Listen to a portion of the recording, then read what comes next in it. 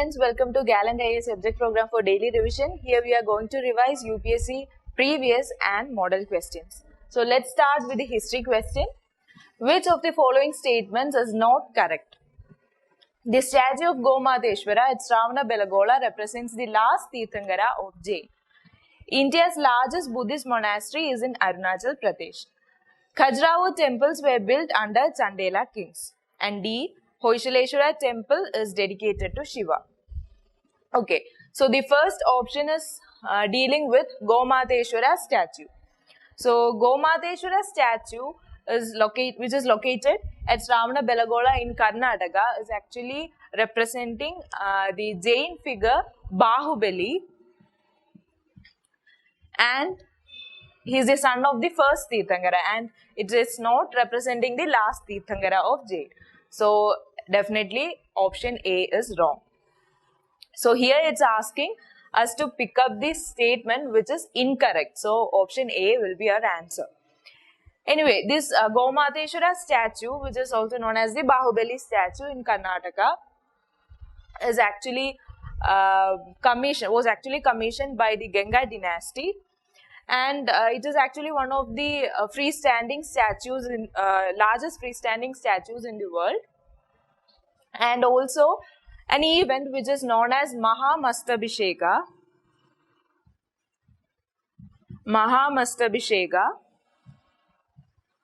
takes place in Karnataka with regards to this statue once in 12 years.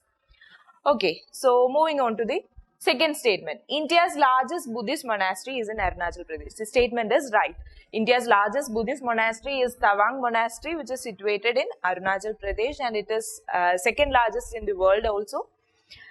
And moving to this third statement, Khajuraho temples were built under Chandela kings. The Khajuraho temples, which is situated in Madhya Pradesh, is actually Jain and Hindu temples which was built by the Chandela kings, and it is a fine piece of Nagara architecture along with extensive erotic sculptures. And the last statement, Hoyshaleshwara temple is dedicated to Lord Shiva. Hoyshaleshwara temple is located in Karnataka, and it is dedicated to Lord Shiva. It is exhibiting the Hoysala architecture. So here our answer is option A, which is the incorrect statement. Moving on to the second question from economy. Consider the following statements. National Payments Corporation of India, or NPCI, helps in promoting the financial inclusion in the country. NPCI has launched RuPay, a card payment scheme. So here you are, which of the statements given above is or are correct? So regarding NPCI, or National Payments Corporation of India, it is actually an umbrella organization which is helping in the retail payments in India. And it was set up by RBI and the Indian Banks Association. Okay. So NPCI is actually helping in the financial inclusion in our country. So the first statement is actually right. And NPCI has launched many schemes and initiatives like the RuPay card scheme, then immediate payment service, the IMPS, then the Bheem UPI, then Aadhaar enabled payment system. All these are initiatives of NPCI. Okay, so the second statement, NPCI has launched RuPay card payment scheme, is also a right statement. So here our answer is option C, both 1 and 2. With reference to Constitution of India, the directive principles of state policy constitutes limitation upon first, legislative function, and second, executive functions. Which of the above statements is or are correct? So regarding DPSP, Directive Principles of State Policy, it is actually ideals that states should keep in mind while formulating various policies and enacting laws.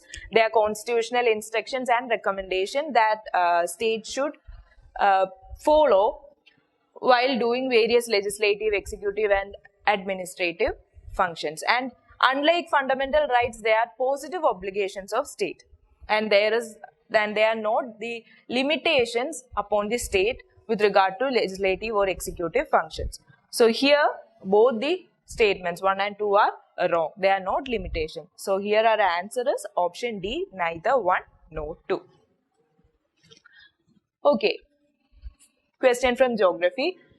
Identify the correct order of the process of soil erosion from the following: splash erosion, sheet erosion, gully erosion and rill erosion. So these are the 4 types of erosions given, and you have to arrange them in accordance with the extent of their erosion. So the first type, which is the splash erosion, which is also known as raindrop erosion. From the word itself, it is clear that the erosion is caused due to the splash or the impact of the raindrop. So as you can see in the figure, the particles, the soil particles get detached in different trajectories as shown, and it is a minimal form of soil erosion. And the second type, which is the sheet erosion, as you can see, the erosion takes place more or less in a regular fashion and in form of thin layers of sheets, and the soil thus detached get deposited in the bottom of the slopes. And in sheet erosion, as you can see, since the major part of topsoil is being removed, the light colored subsoil can be seen. Okay. The third type is rill erosion. And rill erosion is seen in cultivated fields where the land is irregular, and these depressions get filled with the rainwater, and they follow, and eventually they follow the least resistive path, and they move down these slopes, get deposited down these slopes. So that is rill erosion, and rills are actually very smaller in size, and when these rills get enlarged due to prolonged erosion, what happens is gullies are formed. So gullies are actually advanced form of erosion. As you can see, the last figure represents gully erosion. So what will be the order? The first one will be raindrop erosion, the least form of erosion. The second one forming sheet, third one rill, and the last one, the advanced form, which is the gully erosion. So here our answer will be, first one will be splash, followed by sheet, then comes rill, and advanced form of rill is gully. So here our answer will be splash, sheet, rill, gully. So option A will be our answer. Environment. In India, which one of the following types of forest is teak, a dominant tree species? Tropical moist deciduous forest, tropical rainforest, tropical thorn scrub forest, temperate forest with grassland. So tree species like teak, sal, shisham, sandalwood are all dominant in tropical moist deciduous forest, and they are found along the eastern slopes of Western Ghats, then foothills of Himalayas, the northeastern region, and also parts like Odisha, etc. So it is very important that you should be familiar with different types of natural vegetation found in India, various dominant species found there, and also the locations. They are very potential for your prelims. So here the answer is option A, tropical moist deciduous forest. The last topic, which is a current affair topic, with reference to avian botulism, consider the following statements. It is caused by fungal spores. It affects only animals. All birds will be affected by avian botulism. So select the correct answer using the codes given below.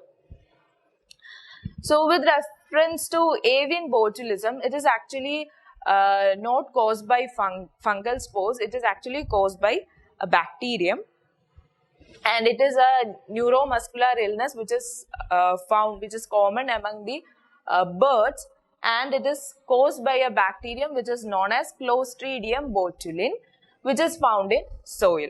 So, the first statement, it is caused by fungal spores, is actually a wrong statement. So, from that you can eliminate options A and option C. So, B or D will be your answer. Okay. So, the second statement is saying it affects only animals. Actually, this avian botulism can affect both animals and also it can affect humans. A type of botulism can affect humans also. So, the second statement is also wrong. So, if second statement is wrong, you can eliminate option B. So, your answer will be option D, none of the above. That means third statement is also wrong. Anyway, all birds will be affected by avian botulism.